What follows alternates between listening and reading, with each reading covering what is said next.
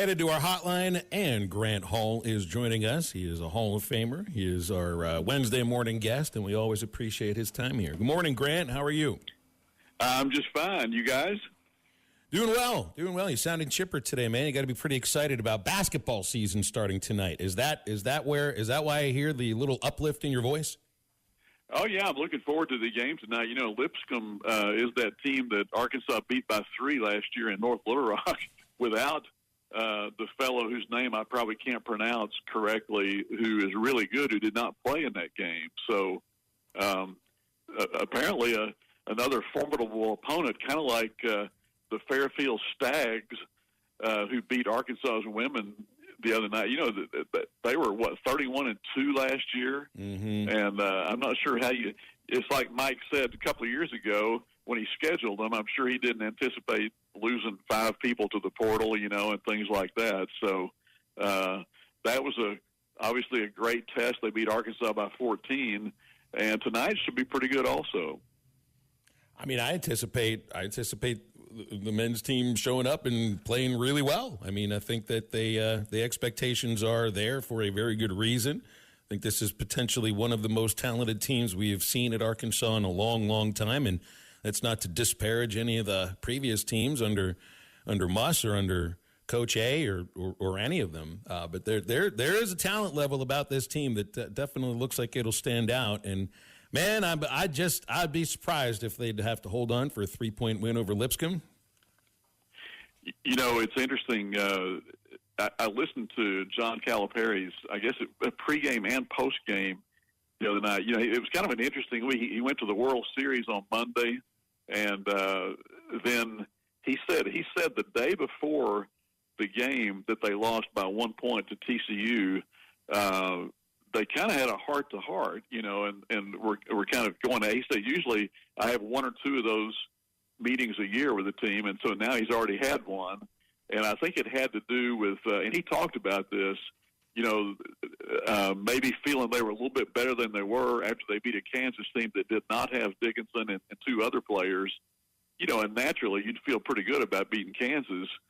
But they got brought back to reality, I guess, a little bit. Maybe that was good for them to lose that game, in which I think they led TCU by 13 in the third quarter. You know, you play quarters in these exhibition games, and didn't score the last 3 minutes and something. And so that, you know, you'll hope that was a good teachable moment for them. You bring up a good point right there, Grant. And you know, the first 10, 12, 15 games, what do you expect to see as coaches getting the rotation ready? Because there's going to be teaching moments. We might lose a game early because coach is doing a teaching moment. I don't think this team is going to go undefeated by any means, but we're going to be the more athletic team on the floor 9 times out of 10 when we play. How do you see, what do you want to see in these first, 10, 12, 15 games under Coach Cal? Well, you know, he's talked about defense, and that was really good against Kansas. I mean, the way they were able to keep guys in front of them and get a lot of steals. I thought Boogie Bland was fantastic in that game. You know, didn't really see the game the other night, but there are, you know, just different things like I still think rebounding is a big deal. They got out-rebounded, I believe, by 1 against Kansas, and I think they had about a 5 edge against TCU. So that's still and of course we haven't seen Adu yet, and I'm not sure what his status is for tonight. There's another. He's a big guy. He's like 6'11" and listed 240. Looks bigger than that to me. And then you've got things like free throw shooting. You know, the first game was 23 out of 28, and then it was 6 out of 11. You know, against TCU, and one of those you played at home, and the other one you didn't, and that explains maybe the disparity in the numbers of free throws. But as Cal said after the first game, the right guys went to the free throw line. The right guys shot free throws, and that has a lot to do with the percentage sometimes. So there are a lot of things we're going to learn about this team as they go on, but I still think they're really good, and they got great potential.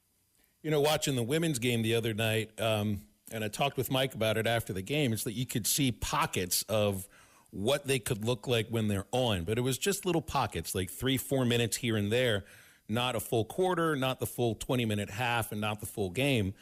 And it's a team that's really just that has been put together almost brand new. If you're looking at who's going to be getting the minutes, kind of Carly Keats and Jenna Lawrence are just the newcomer, or the returners that are getting the minutes, and everybody else is brand new. So I expect that kind of choppiness in a sport that where chemistry means so much, and I should expect the same thing on the men's side too. I don't think it'll look as bad as it might have on Monday, because I think you'll end up winning the game. But there will be that choppiness, even against lower level opponents, which really makes the games against Baylor and Illinois and Miami just very, very interesting. They always are interesting before you get into the SEC schedule, but even more so this year. Yeah, and the women, I'm afraid there are a couple of players short this year. I mean, they lost 5 to SEC schools, Phil, and they got some good players. Izzy Smith is really good. Izzy Higginbottom is really good. And I was thinking about Kiki Smith, who's a very good shooter. I think she was 4 out of 6 from 3 the other night. Higginbottom averaged 22 last year, 8th in the country, and that's what she scored the other night. But she also had 7 turnovers. And she talked about how that can't happen and shouldn't happen again. But I thought Jenna Lawrence has played well. They've got some other bright spots. I don't know that they have enough on that roster to what did you think after one game? Yeah, I mean, you could even tell it's the 6 players got the bulk of the minutes. So I'm not sure who it is that they trust to come off the bench as a 7th or an 8th. Or a 9th player right now, but I also think that's partially what this first month and a half will be about. And I think Phoenix Stojan will be a player that will get a lot of minutes too when she's eligible. But yeah, it wasn't a great start, but it's one game, and that's the way that we were even talking about that yesterday about the Ole Miss game. It is one game, but it is the ugliest game of the season. It's just not the way you want to go into a bye week, because that's what you're left to remember. But man, it's all that there in front of them here. You win 2 of the next 3 games, and I think that is possible. You have to beat La Tech. You got to beat either Texas or Mizzou. Those are 2 rivals. I mean, I think the Mizzou game means a lot because you've just got this losing streak, or not necessarily a long streak because it goes back to 21, but all the lack of success against them. It still feels like it's there in front of this football team to have the kind of season where you can point to and say, you know what, we're not just better than last year, we're a good chunk better than last year.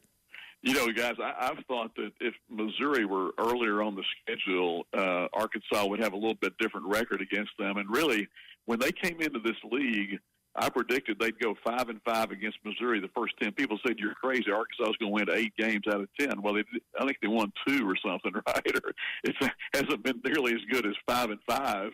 And a lot of times you feel like by the time you play them, you're beaten up or the season's gone away, and it's just not the optimum time on the schedule. But it needs to be this year, regardless of what happens in these next 2. That's a game Arkansas needs to play well in and kind of establish that. Grant, big weekend. UGA, the UGA Bulldogs traveling to Hotty Toddy to play Ole Miss Rebs, and then again LSU at night hosting the Crimson Tide. Kind of see, I got both home teams winning this game. That's Ole Miss and LSU. How do you see both those 2 biggest games in the SEC? How do you see both those games going this weekend? Yeah, I think last time I went with LSU at night, they won it. I would go with you on that. The other one, I would be tempted to go Georgia, really, on that one. I think Georgia, Phil said, and I tend to agree with them, Georgia won't lose a game in the regular season again. I think if they are to lose one, though, this is the one that is going to kind of be a hiccup. And if Ole Miss can keep it close early, their talent that they have, Ole Miss is just as talented as any team in the country. Yeah, and Jackson Dart was really good last week. We saw that. Do you think he's that good, Matt, or did Arkansas help him? Well, we didn't know. I've never seen a team before. Grant, Phil, and I were talking. It's like if we're playing basketball and you have a guy, like even if it's open gym, I don't care what it is. A guy hits 2 threes back-to-back times down the court. You know what we're going to do? We're going to cover this dude and not let him shoot a dang three-pointer. We didn't cover the guy. It's like, what? How do you let a guy have 5 touchdowns? You got to have somebody has to step up and say, hey, guys, somebody else can beat us, but this kid can't beat us. Like that kid remember in the Cotton Bowl game for Missouri, who scored 4 or 5 touchdowns, Toby something, and I don't think he'd done much all year. You know, sometimes a guy gets hot like that. Yeah, sometimes it happens. It's like, wait a minute, you're the second teamer. We don't have to cover you, you know. Part of my worry for these next 3 games is, you know, you have what happened last year, and I feel that's partially about the lack of leadership amongst the players. But then, I mean, the coaches have to be able to motivate and get them to get out there and play. You can't get blown out in your last 2 SEC games, and I don't expect that to happen this time around. But it's like I'm kind of, you know, you get like I believe Georgia wasn't going to lose another game because I think Kirby Smart is a master motivator. Along with the idea that they just have a ton of talent. If Beck keeps throwing interceptions the way that he is, they may lose one of these next 2. But I think Kirby Smart is the best motivator in college football. And I feel like you're going to find out if Sam can motivate the team to play a heck of a lot better than last year's version did at the very same time last year. Yeah, they have to play in such a way that they keep the fans involved and keep them there in their seats through 60 minutes, you know. Unlike the Ole Miss game. So, and I don't know what the quarterback situation will be. Singleton had some nice moments in there, but he also had some moments where you could tell he hadn't played that much. And, I mean, Matt, how do you think we'll see Talon in that game? If he's healthy, I do. You got you know, we'll just see if he's healthy. I think, but it comes back to the point we were talking when he was hurt, and we said, well, 80% of Talon Green's probably better than what we got. You know what? I think our backup is better than 80%. So if he's hurt, I have no problem giving the backup a chance to see what he can do, because the 2 times I've seen him in meaningful action, talking about Singleton, he's done what he's supposed to do. Yeah, give Arkansas. I saw where Bale.